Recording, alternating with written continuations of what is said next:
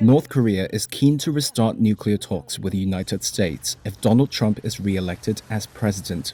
That's according to a high-profile North Korean defector, senior diplomat Ri Il-gyu, who escaped from Cuba last month.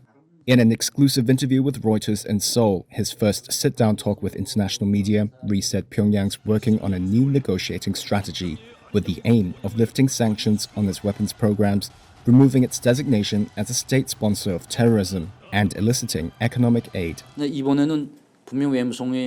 This time, the foreign ministry would definitely gain power and take charge, and it won't be so easy for Trump to tie North Korea's hands and feet again for 4 years without giving anything. Ri's comments signal a potential 180 turn from Pyongyang. In recent statements, the North has said it could ditch the possibility of dialogue with the US and warned of armed confrontation. A 2019 summit between North Korean leader Kim Jong-un and then-President Trump in Vietnam collapsed over sanctions, for which Ri partly blamed Kim's decision to entrust what he called inexperienced and clueless military commanders with nuclear diplomacy. Kim Jong-un doesn't know much about international relations and diplomacy, which means he is not good at making strategic judgments. Meanwhile, Ri said North Korea received help with its missile technology and economy by forging closer ties with Russia. But he says the bigger gain could be to block additional sanctions and undercut existing ones, raising Pyongyang's bargaining power against Washington. According to Ri, the COVID-19 lockdown deepened hardships at home and for those stationed overseas.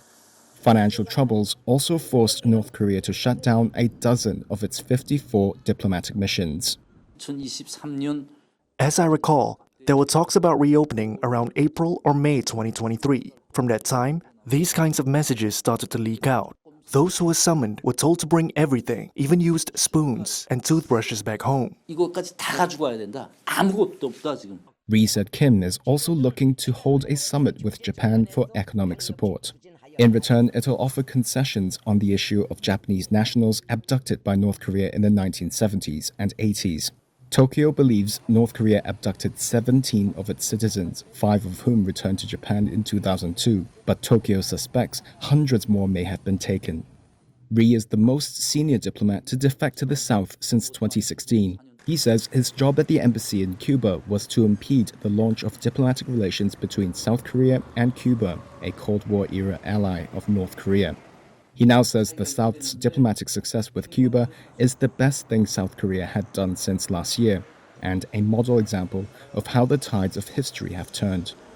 Ri said he had imagined a life in South Korea since his childhood, but he cemented his decision to leave the reclusive North after Pyongyang refused his request to get medical treatment in Mexico at his own expense for a ruptured disc in his neck. That blew up all the resentment I had been harboring towards the North Korean regime.